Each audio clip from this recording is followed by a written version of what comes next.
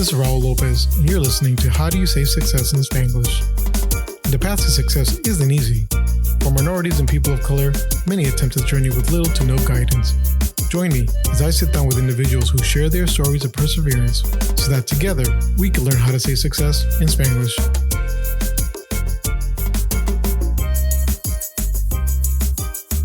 What's good, mi gente? This is Raul Lopez, and I'd like to start off by thanking you for joining me on my podcast. I wanted to take an opportunity to kind of introduce myself and explain why I wanted to create this podcast. This is my first time recording, so please bear with me. Things might be a little rough, but I guess to start off, I was born in 1982 in Lima, Peru. A few years after I was born, my parents came to this country, and we lived pretty much the rest of our time here so far in Pawtucket, Rhode Island. So for those who don't know much about Rhode Island, let alone Pawtucket, Pawtucket is not the greatest place to live in. It's very low income urban. The nickname, the bucket, sticks. So, despite all that, we tried our best. We were undocumented immigrants for some time, but my dad was, for people who grew up as immigrants, hardworking, kept his head down, expected us to do the same. And for my sister and I, his focus for us was college.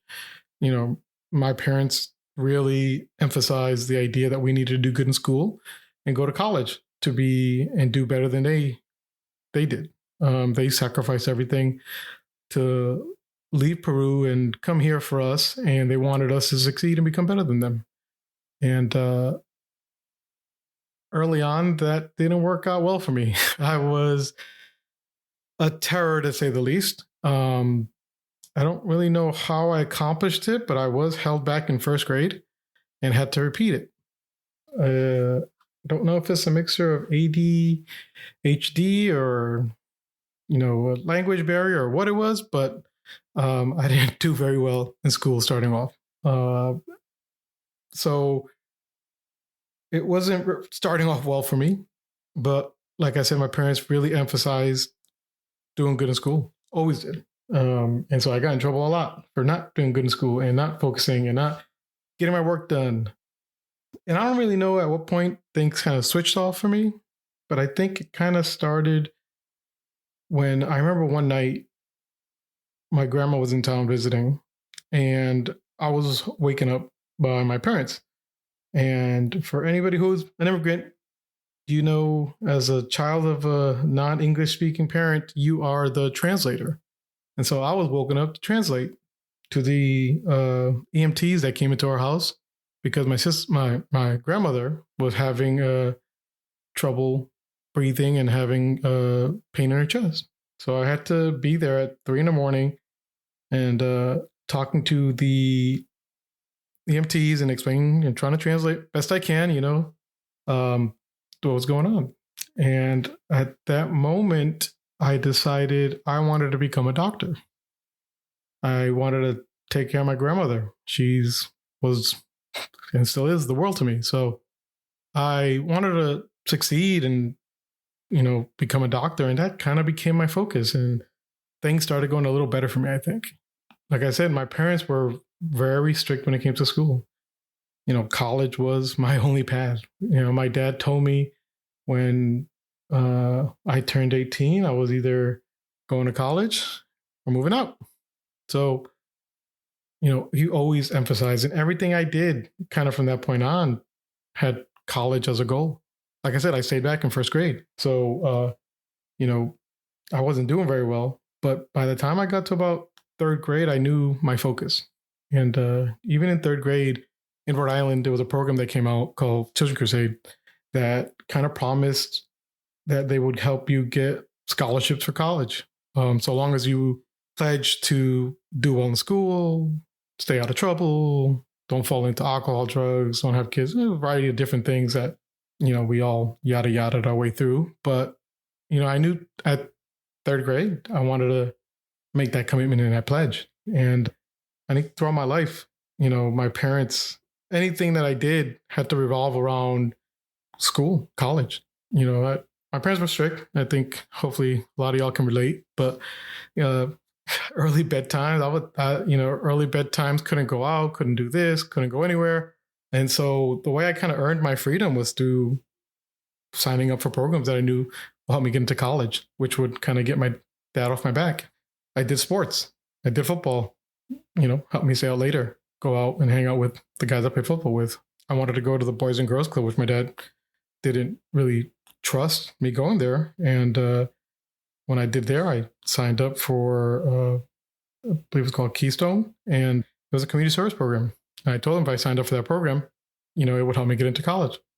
And it did. I even got a few scholarships off of it, and when I was in high school, I signed up for Upward Bound. It's a trio program that kind of put kids, we took Saturday classes, and in the summer we spent time on campus. We lived on campus and took summer classes to prepare for school.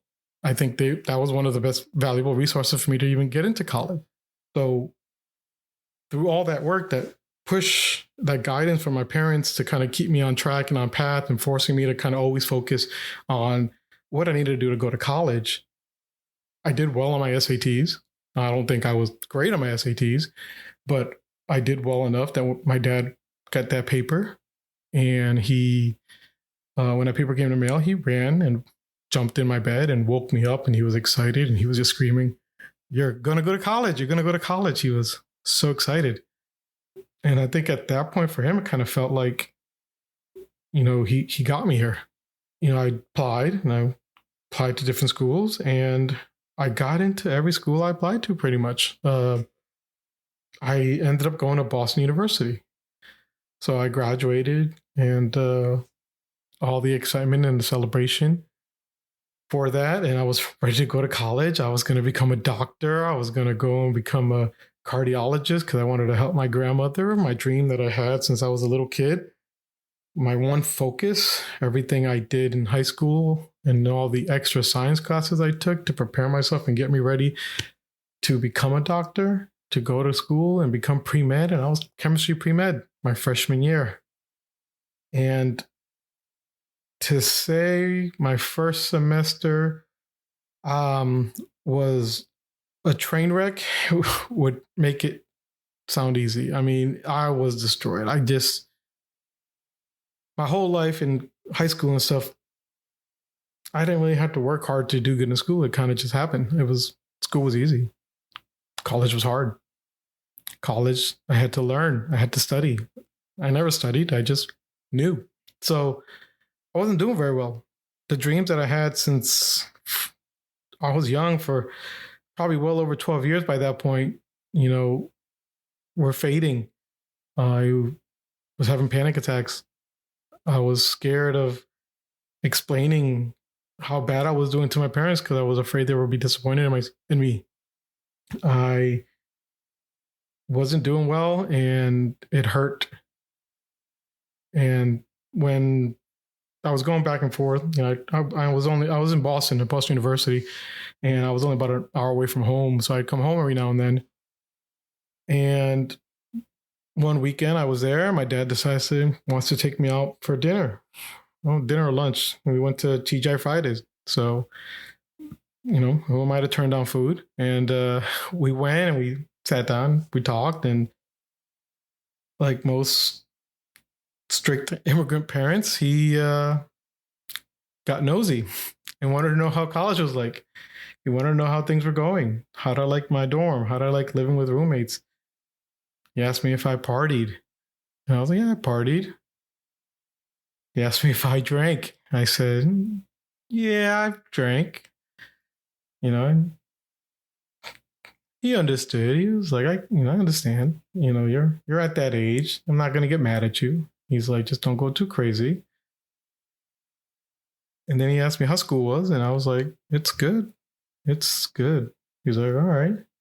And it's like, are you sure? And I'm like, and I don't know if he knew or he could tell something was up.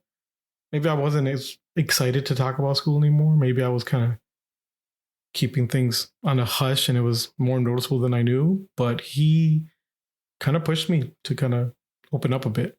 And I had to kind of tell him that I wasn't doing well, that my chances of going to a medical school was probably never going to happen because I was doing really bad. So I was doing really bad. And, he kind of looked at me, and I was afraid at first. I thought he'd be really disappointed with me. And he said, look, I never made it as far as you.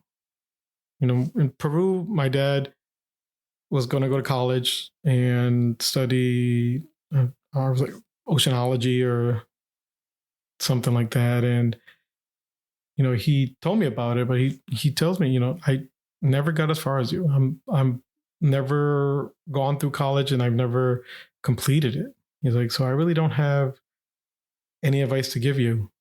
I don't know what you're going through, and I can't really help you. Just know that I love you and I'm proud of you, and that no matter what you do, I'll continue being proud of you. That was a weight off my chest. It just felt good to know that despite the fact that I wasn't doing well, that my dad supported me, that my parents and my family supported me. I had to kind of come home and talk to my mom as well and let her know. But they just loved me, and they were willing, accepted what was going on. But secondary to that, I felt the fear. I was on my own path. I had no one guiding me anymore. My dad had guided me the whole life. My parents have always guided me and told me I needed to do good in school. It was simple. Do good in school, do good in school, do good in school. And now I'm in college, and I wasn't doing good in school. I didn't know where I was going to go to. I didn't know what my next steps were. And I think, for a lot of us, that happens. Our parents haven't gone down this path. For a lot of us are first-time college students. Most of our parents work blue-collar jobs. I can't call on my dad and say, hey, I need help finding a job. He's a truck driver, and he always refused even giving me an opportunity to learn how to drive a truck from the fear of becoming a blue-collar worker. He did everything to keep me away from that life, that he wouldn't be able to guide me to a white-collar job. He wouldn't be able to have references or know a person or, help me get an interview somewhere, an internship. I was on my own. I had to start and go through college on my own. I had to succeed. I had to figure out how to graduate, which I did. And I graduated a few years later. Then I had to look for work, and I started working. And my career didn't boom as much as we were promised throughout my life. We were always told college, you're going to go to college, you're going to make a lot of money, and you will succeed. That wasn't the case. I wasn't making a lot of money, and I had a lot of student loan debt. So once I started working, it was hard moving up in my career. I had a very immigrant mentality. I was going to work hard, and someday I'd get the money I needed, and I'd get the promotion I wanted. But the reality is that wasn't how things really worked. I wasn't succeeding as well as I wanted to. I wasn't getting there. I didn't know really what to do with my life. Where was I messing up? And what could I have done differently? What could I have done to improve myself and help me succeed the way I want to succeed? I never did internships. I wasn't very good at networking. I don't really go to networking events to meet people. I never had a mentor. So once again, I was on my own trying to figure it out. Eventually things turned around. I think in the last few years, I've been able to do much better in my career. I make over 6 figures. I own a nice house in the suburbs. I mow my lawn once a week. So from a poor little undocumented immigrant living in very low income area with the lifestyle we had, which was simple, and to be where I'm at, I can honestly say I feel like I've succeeded. I don't think I'm fully to the top of where I want to be, but man, it feels good to get where I'm at. And I noticed and I realized that there's other people like me. There's other people who are going through things for the first time or going through very unique and hard situations. I think for immigrants and Latinos and other people of color, we tend to sometimes be the first ones going through things. And I wanted to kind of give an opportunity to help guide us and give us some insight on what we could do to help us become more successful in whatever capacity that means. I know a lot of people. I've been blessed to have a fairly good network of friends now who have succeeded, who have been in similar situations as I, or who have come from different and similar backgrounds and have amassed success. And I wanted to kind of present their stories and introduce them and allow people to hear their success stories. And hopefully you can come away from this getting some insight on maybe some things that you could do to improve your success and make it through some of the hardship that you might be going through or some of the unknowns that you're working through. I'd like to be able to see this as being able to lay that yellow brick, one brick at a time, to get us on our path to Oz. With this podcast, I hope that we can add a little sazon to your recipe for success. And I hope that you'll continue to join us so that we can learn how to say success in Spanglish. Thank you.